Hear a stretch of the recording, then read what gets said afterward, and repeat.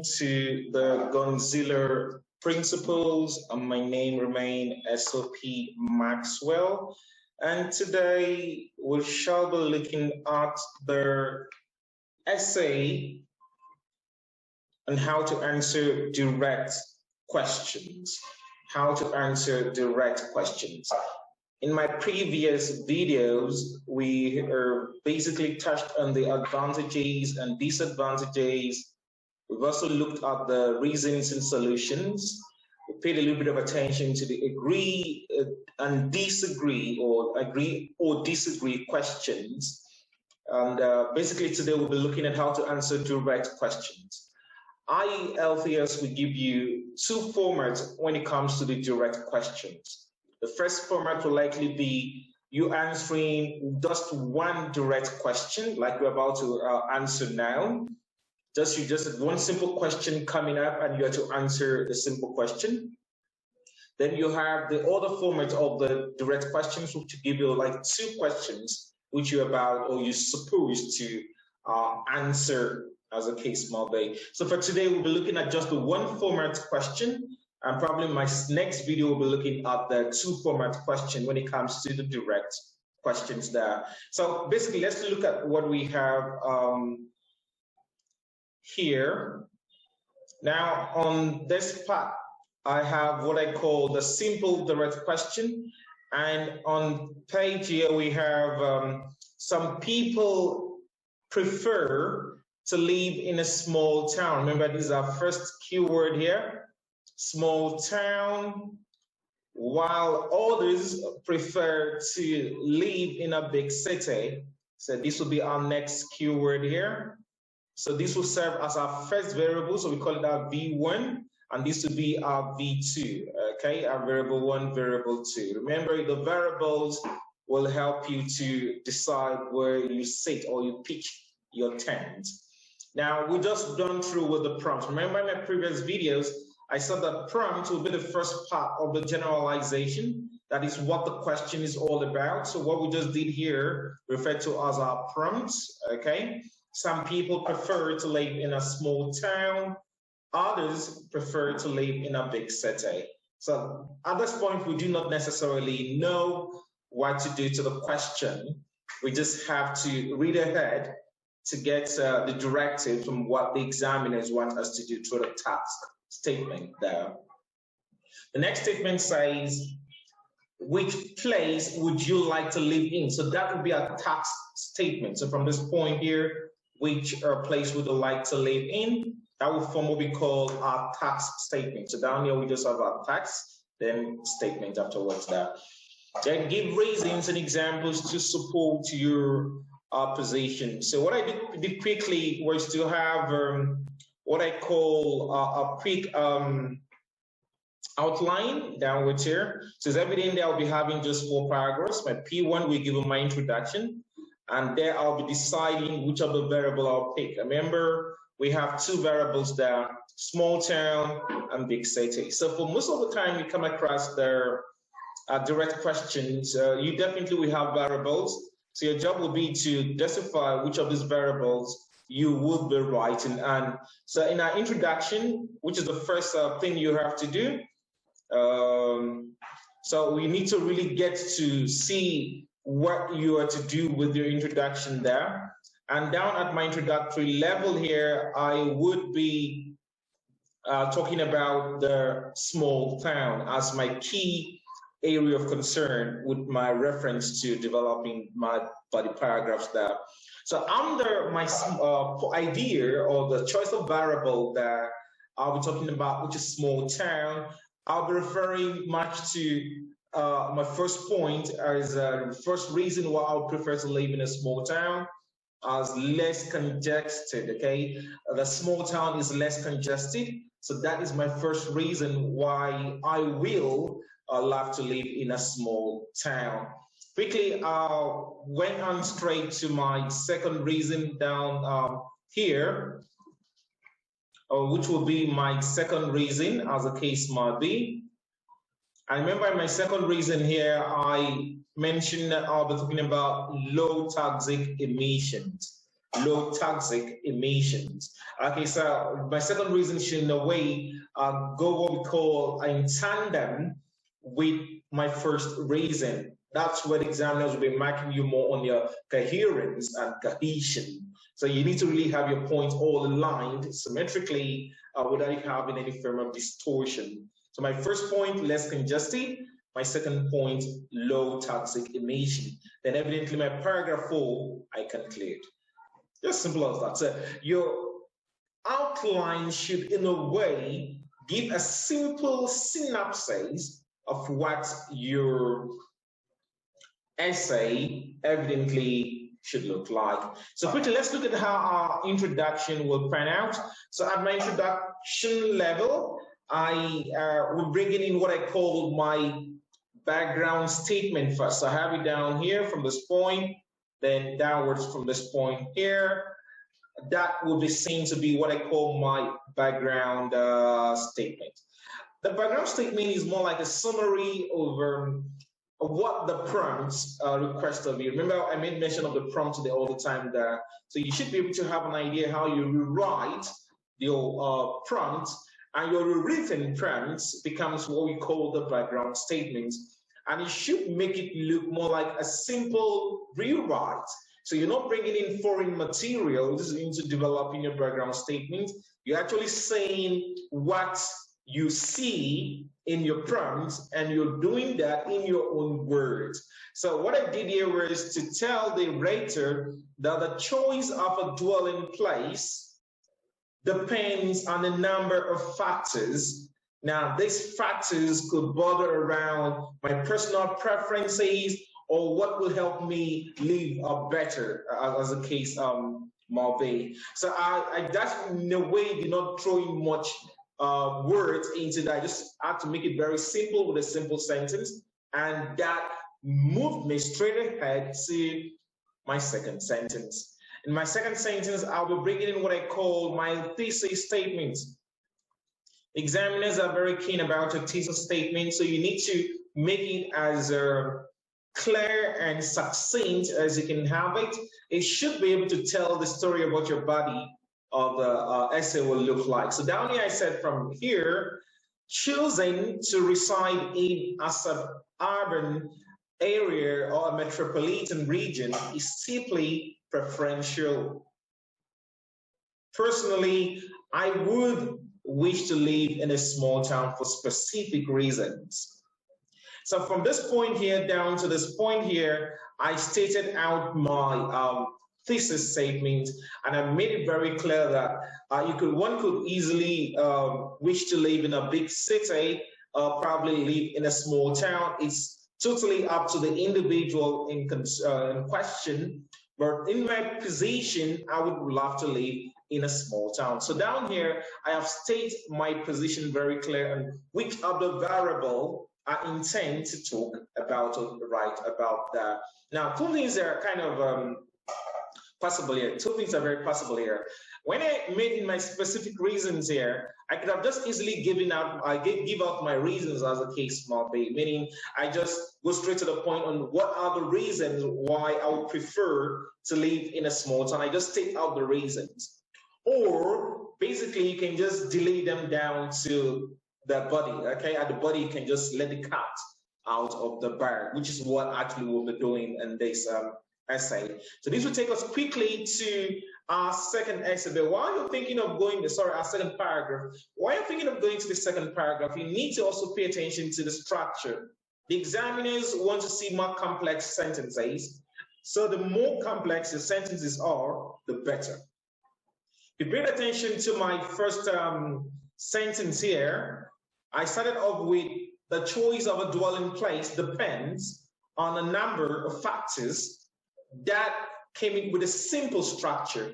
So it's better or safer that you don't write another simple sentence. So you make it a little bit compound, complex, or rather compound, complex.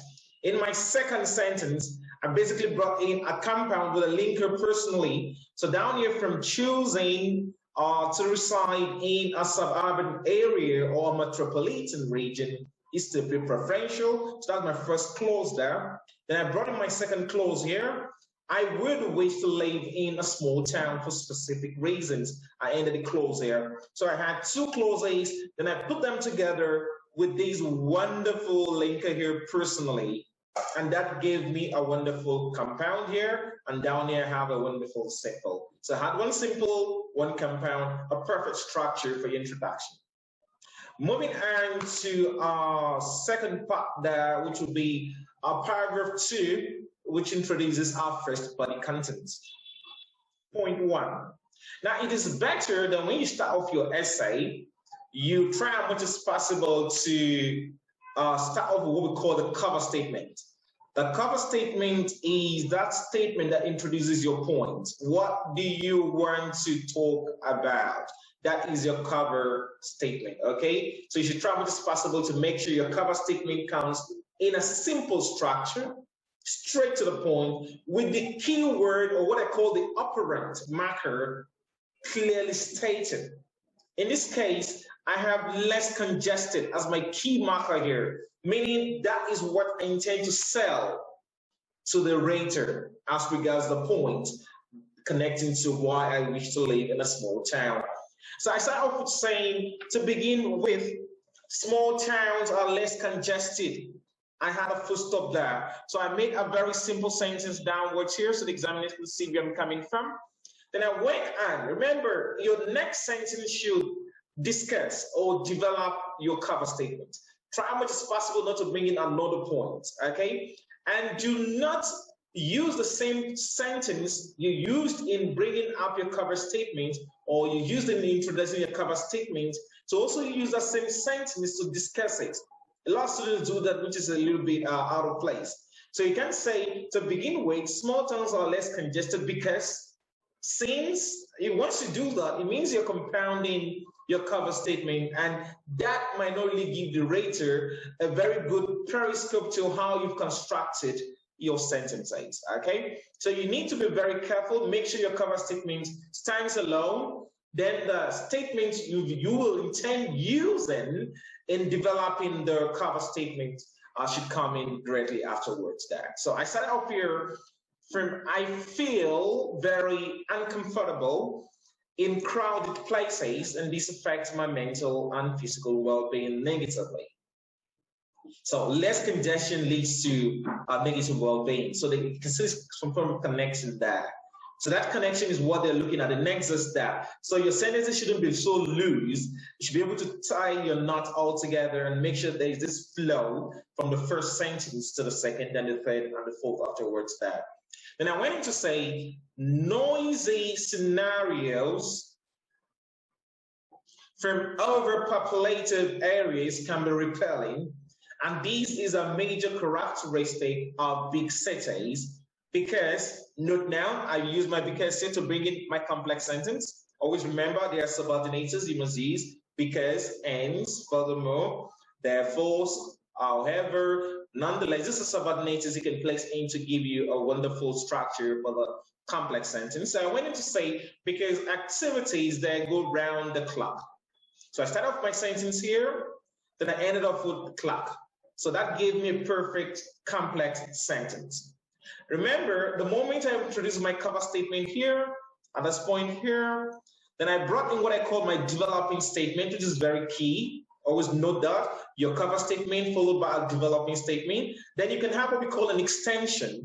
It's not necessarily compulsory, you have an extension, but it helps you to increase your word count, okay? So once you have an extension, it kind of a little bit deliberates more on your development there. Once you're done with your development and your extension, you can now bring in what we call the detail statement, which I have down here. Take, for instance, going through the rigors of using public transport through densely populated train and bus stations on a daily basis can be quite irritating. So that brought in what I look more like an example to throw more like the icing on the cake, like give it a little bit of a touch, a notch here and there. So I went to say, nonetheless, small towns are known for their low population and light traffic, which basically fit into my lifestyle. So with these, I already created a picture of, oh, fine, great. The big city has its what I say beauties, its fancies, but I would want to live in a small town for these reasons. So my last statement that in a way creates some form of abrasive disconnect. So connecting to the big city there, as the case might be. So I still went into hammer more on the need on why I would like to live in a small town. Remember, your second paragraph should detail and sell out your first point, which you've actually outlined at the introductory part there. Okay, so once you're done with this, you still have to look at the structure. I will start off with a small sentence, or with a simple sentence, sorry. Then I went on with another simple sentence. Oh, sorry, a compound sentence. I feel very uncomfortable in crowded places. That's my first clause. And I went to see these affect my mental and physical well-being negatively. So I have one simple clause, another simple clause put together. I have a compound sentence. So I have one simple, one compound. Then I went in to say noisy scenarios from overpopulated areas can be repelling. And these is a major characteristic of big cities because activities there go around the clock. So I started with noisy scenarios from overpopulated areas can be repelling. So I have that simple here. Then I went in to say this is a major characteristic of big cities. Another simple. Then I ended up to say activities there go around the clock. So this is a wonderfully created sentence. One simple, another simple, another simple. So I have three simples there. So what structure did we create here? Quickly, let's look at it there. We have and there first, then we now have because afterwards here. And the moment you have one coordinator, another subordinator put together in the same structure, you've created what I call a compound complex sentence. Somebody say it names it out, really. Once you have a compound complex sentence, you're telling the examiner you've got into the height of a construction and you've perfected it there. The more compound complex sentences you create, the better your scoring when it comes to grammar range and accuracy.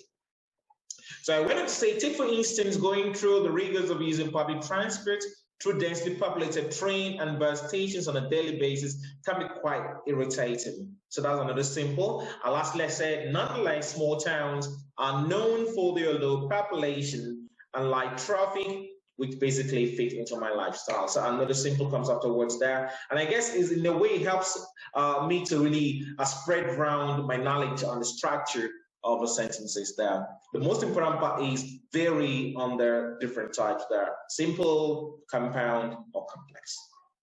Great, so moving on to our third paragraph, which is our second point. I started off with by saying furthermore, meaning that I'm not contradicting what I said earlier on.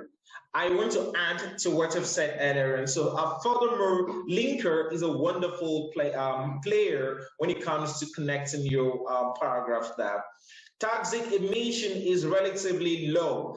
Okay, so these will be my key words here, and I'll call this my cover statement, just the way we had it for our paragraph 2. So our cover statement needs to be very simple, straight to the point. That one reason a lot of students don't do well in the essay, mostly in the body, because examiners would rate your body higher than your introduction and your conclusion, because that's where you really hammer in your thoughts, okay, and your constructions there, is that they do not, in a way, decipher what role each of the sentence should play. You don't just write. Every sentence you make out in your essay has a role to play. And the moment your cover statement is misplaced, the entire body for that particular paragraph is also in a way misplaced. So your cover statement is very key, just like we have it here. Toxic emission is relatively low.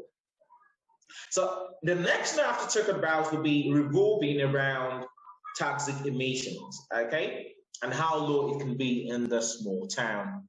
Most industrial estates and outfits are not located in the small towns, and this evidently accounts for a safer environment, thereby encouraging individuals to reside in small towns. So if you look at my second sentence here from Let's point downwards to small town. You find out that they are, all the words there are basically connecting toxic emissions are relatively low. Okay, so your second sentence should not stray away from your cover statement. This is where a lot of students get it wrong. When you write this way, furthermore, toxic emission is relatively low because most industrial estates and outfits are not looking. When you write that way, you've meshed up your cover statement and your developing statement. At that point, you've used the same sentence you applied in introducing your cover statement to also discuss it, which is not wrong. So at this point there should be a stop. I mean, you should end the sentence there and not bring in a linker. A linker would not be appropriate in that particular position.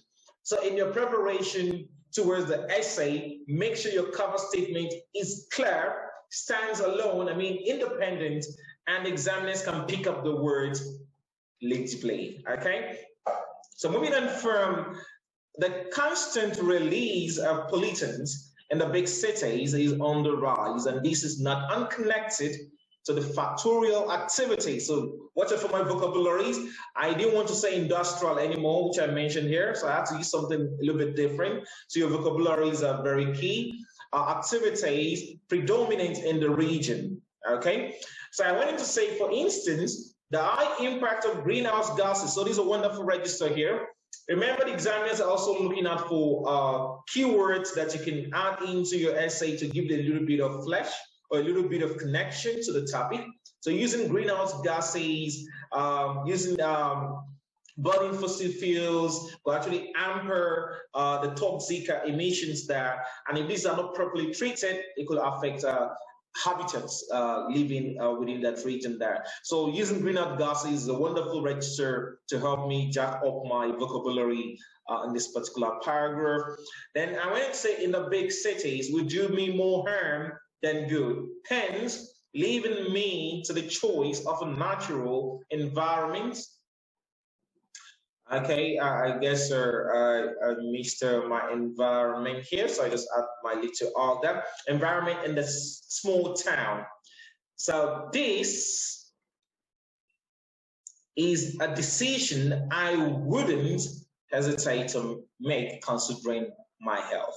So I'm making this essay to be as closely tight as possible. It's not, I just want to make it too loose so the examiner can see how well I have integrated my thoughts, my reasoning through the context of the write-up to the realism on ground. So with this point now, I'll move quickly to my conclusion. And I end up saying, in conclusion, the big cities come with its beauties, and it's a great choice when it comes to deciding where to live in. Now, it's very important that you try as much as possible not to totally condemn the other variable you didn't pick. There's nothing totally wrong with it. Other writers can also say they would like to live in a big city, okay?